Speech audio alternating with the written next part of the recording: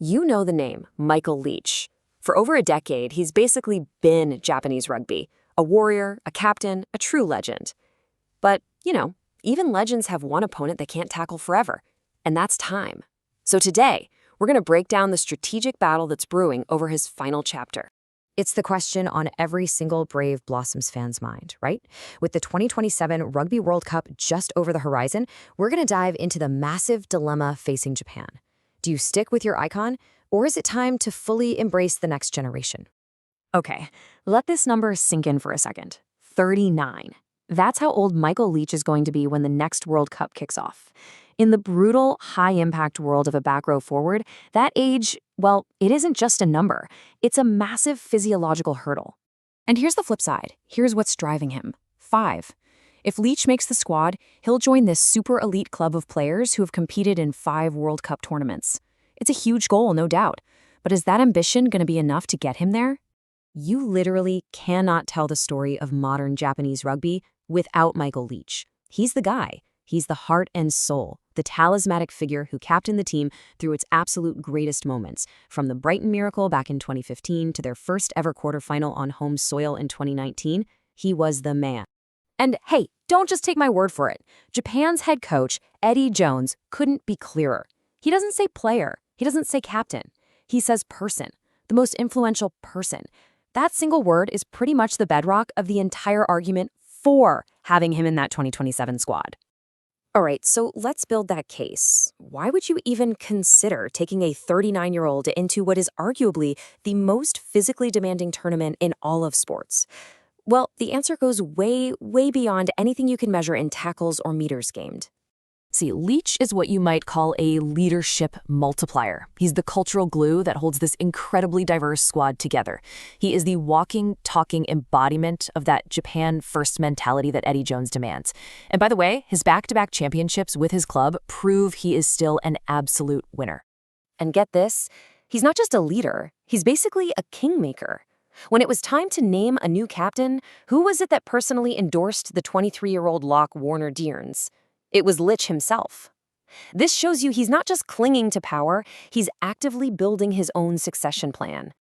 Okay, but for all of that incredible, intangible value, there is a very tangible, very unforgiving reality that builds the case against him. And it all starts with the coach's core philosophy. Eddie Jones has built his entire game plan around something called Chosoku rugby. It translates to super fast rugby. And we're not just talking about playing at a high tempo here. This is about maintaining an extreme metabolic speed for the full 80 minutes. It is a system designed for young, explosive athletes. And this right here, this creates the core conflict. How do you square the circle? How do you balance the need for Leitch's veteran leadership with the non-negotiable demand for raw metabolic speed? It's the strategic tightrope that Eddie Jones has to walk. I mean, you can't really argue with science. For elite athletes, power starts to decline after 30, and recovery slows down a lot after 35. And we've already seen signs of this, with Leitch being sidelined with fitness issues and missing key international matches pretty recently. The clock is ticking, and it's getting louder.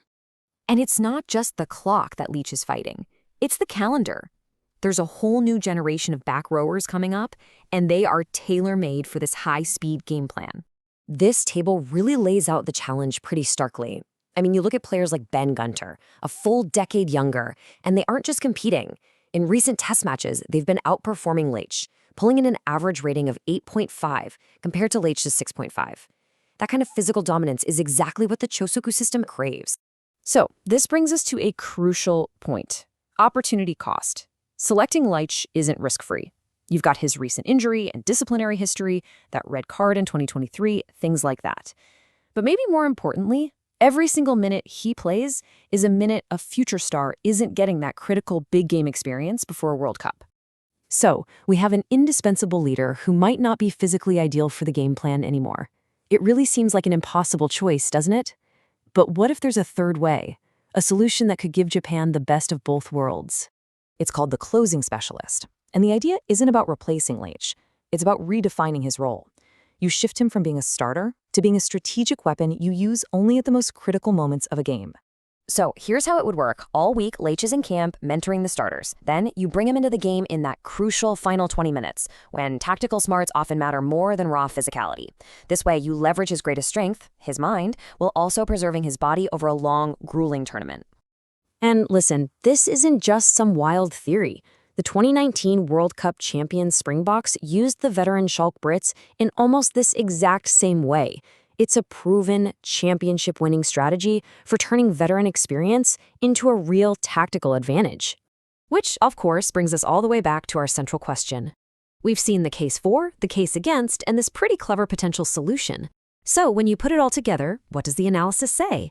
The answer is a pretty resounding yes, but with a huge condition attached. His value to that 2027 squad is undeniable, but it's only really maximized if both he and the team fully embrace this new role as a high-impact mentor and a specialist closer.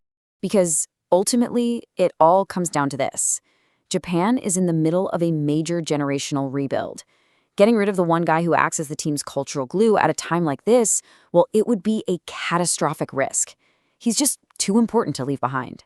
So the final question is really about balance. Japan absolutely needs that youthful storm to execute its super-fast game plan, but it may just need the veteran anchor to make sure the ship gets safely through the very turbulent waters of a World Cup. How they balance that equation, that's going to define their entire campaign.